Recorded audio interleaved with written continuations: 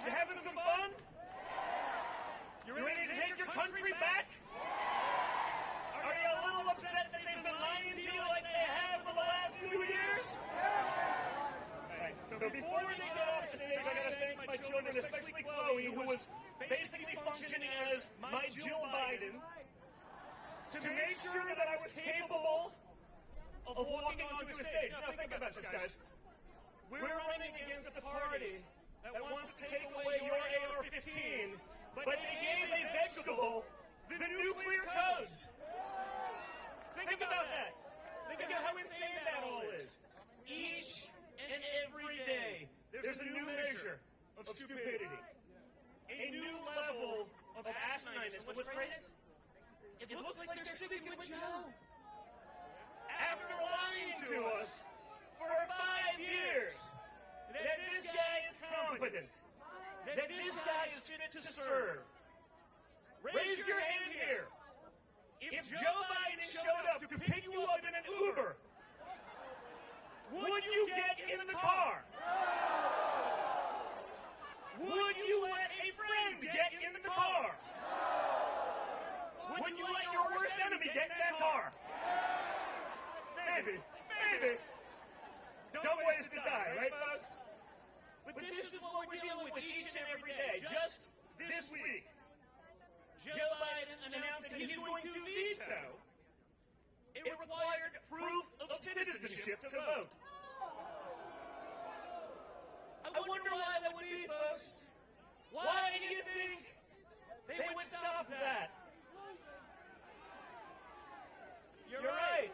We do. We have to stop the steal. We have to beat the margin of fraud. To win by 2, we gotta win by 6. That's the game they've been setting up. There's a reason they've let in 15 million people. Venezuela right now is the safest it's been in decades because all their criminals reside in our neighborhoods. That's what's going on. There's no other explanation for it. They're not even hiding from it at this point. They realize they can't run on the economy. They can't run on inflation. The adults that are back in charge have, let's just say, failed us miserably. And we've seen it each and every day. Remember, the adults are going to be back in charge. They told us this, and let's just say, I don't feel it yet, guys. It's been 3.5 years. You'd think you'd see it by now, right? I am a reasonably spoiled individual, and if I go to the grocery store, if I take my kids to McDonald's, and I'm pissed off, no, seriously, what does everyone else feel? If I get it, if I see it, how do the Democrats not see it? How do our representatives in Washington, D.C. not understand it? We went from a time of peace and prosperity, success for everyone in our country, to a time of disaster, war, death, destruction, poverty, and it's only going to get worse if they keep doing it. Remember, I talked about the adults are going to be back in charge, and we got our Secretary of State on a world stage after the disastrous Afghan withdrawal, saying with a straight face that he was shocked and dismayed that the Taliban, folks, the Taliban did not install, and I quote, a more diverse and inclusive government. I would say end of quote, but then they'd say I'm Joe Biden reading from the teleprompter. But think about it.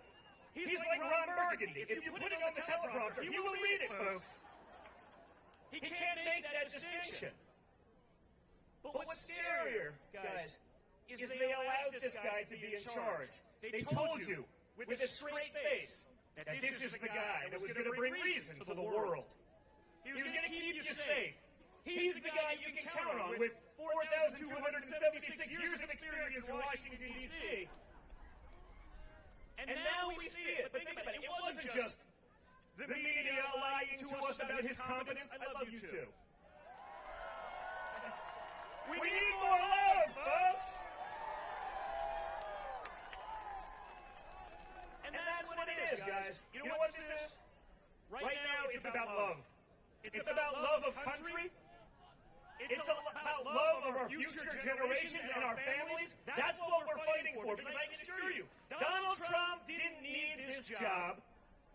He didn't need it in 16, and against all odds, against the biggest onslaught of media attacks, against the biggest and unprecedented onslaught of Democrat opposition, against opposition from people within his own party who would tell their constituency that they agreed with everything. He faced opposition from them, and he still got it done. And Paul Ryan, well said, with Republicans like Paul Ryan, who needs Democrats. But remember, folks, it's not just the media. It's not just the Democrat elite. You have a bunch of Senate races going on right now. Sherrod Brown in Ohio, John Tester in Montana. They vote with Joe Biden almost 100% of the time. They told you with a straight face, this guy is the right guy for us. And look at the results. Abject failure. But they pretend like they don't have anything to do with him. Now they're distancing themselves from him because they're running a campaign, they're running a race. But you voted with them 100% of the time. You're on the record repeatedly telling us this guy's going to deliver for you peace and prosperity and success. And he's failed across the board. We got to remember, guys, this isn't about the presidency. We need to win everything. We need to win school boards. We need to win state legislatures. We need to win dog catcher. And we have to hold those who lied to us for the past 5 years accountable for their lives. And honestly,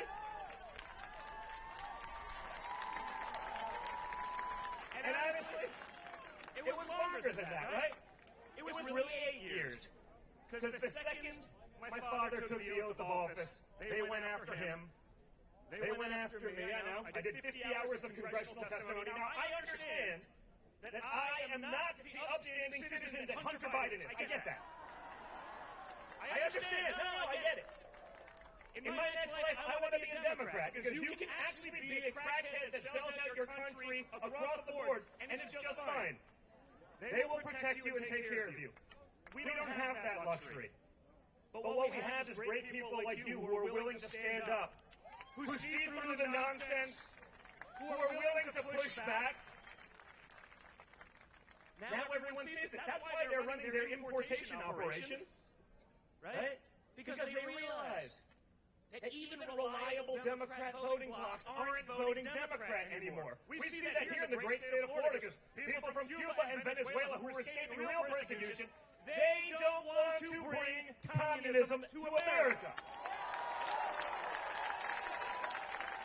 And that's what they're doing. But think of what it is to my father and our businesses and everything, right? 37 felony prosecutions of $500 million fines. They fined our organization $500 million almost for paying back loans on time with interest. No, but just to be clear, Boeing Airlines, a major company, just got fined $240 million for 2 plane crashes where they admit some sort of fraud and negligence that killed 340 people. Just for perspective, so you understand where we are. 340 people by a major corporation that's acknowledging their guilt in the matter. 340 people dead. They get fined $243 million.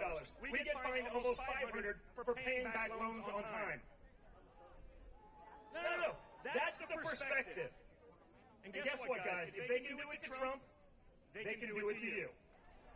But more importantly, if they will do it to Trump, they will do it to each and every one of you that stands up for the freedoms, our beliefs, our rights, the things that this country was founded upon. And that's why we have to be here to take it back. It's why we have to say enough is enough. We have to take on that swamp. We have to take on the bureaucracy. And they're going after my father now harder than ever before, because they understand now he knows the game. When he came in as an outsider, I get it. If he came in as an outsider, it's a little different. It's a little different. You have to learn it. That takes time. Right? The Plum Book, the 4,000 jobs assigned by the president. Man, he'd been in Washington, D.C. for 2 cumulative days prior to winning the presidency. You don't know who those people are. You don't know who you can trust. A lot of them you can't. Now you know. Right? So this is what we have to fight back against. The corruption, the lies, the gaslighting, the nonsense, and the noise. And we're not in a fair fight. We don't have a $1 trillion institution that is our mainstream media backing us. We don't have that benefit. They'll lie about us all day long. We think that's one or two people I see on the day up there. We don't have a $1 trillion institution of big tech. We don't have that. These are the same people that protect Joe Biden, that told you he was rational, he was clear, he was lucid. The fake doctor, think about this. Today, the story broke. Joe Biden's doctor, the one that says he should not take a cognitive test because clearly everything's fine, right? It's still fine. This is Joe Biden on stage.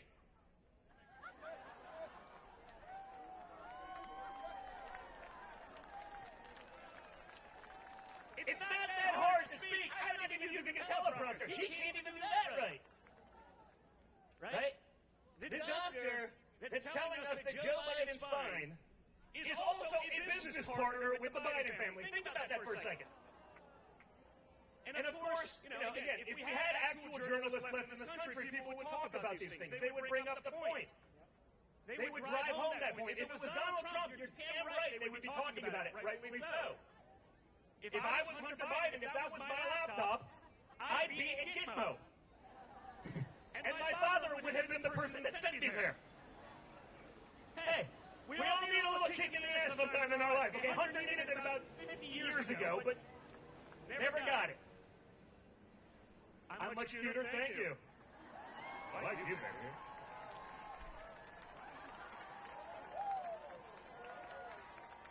So, guys, the reality is this. You've seen it. You've seen the attacks. You've seen the unequal administration of justice in our country. You see the way they treat good, hard-working Americans. You see the America Last policies that have failed us and have enriched our enemies and have emboldened our enemies, because that's the reality.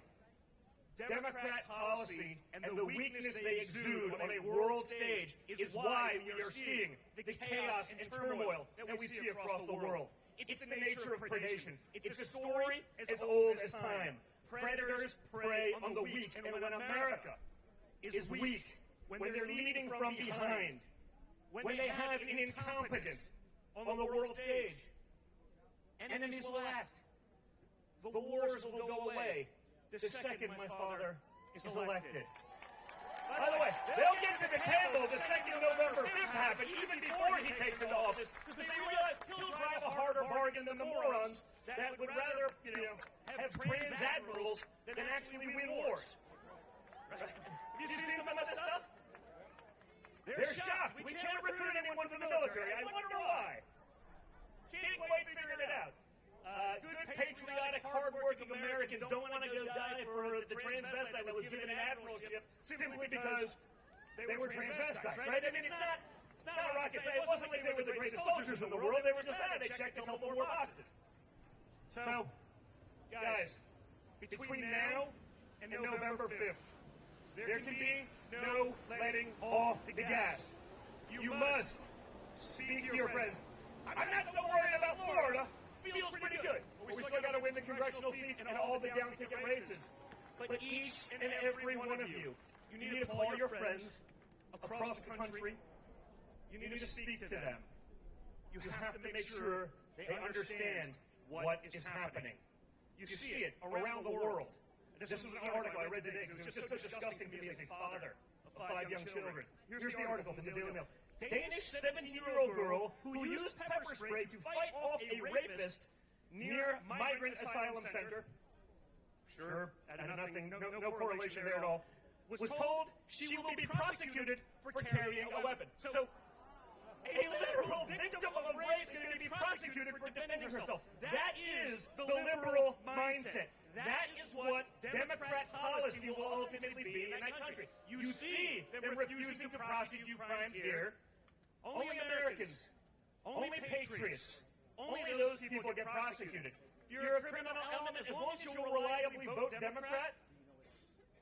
You have free reign. We have to speak to our friends. We have to get them engaged. We have to get them involved. And we have to take our country back because it's worth it. The American dream is worth it. Our freedoms and our liberties are worth it. And our children are sure as hell worth it. And we have to fight for them across the board. So God bless you all, Miami. Thank you for your support. Thank you for fighting like you do. I love you guys. And I promise you, as long as we're here, we will fight tooth and nail to save everything you all stand for. You're the best. God bless Miami.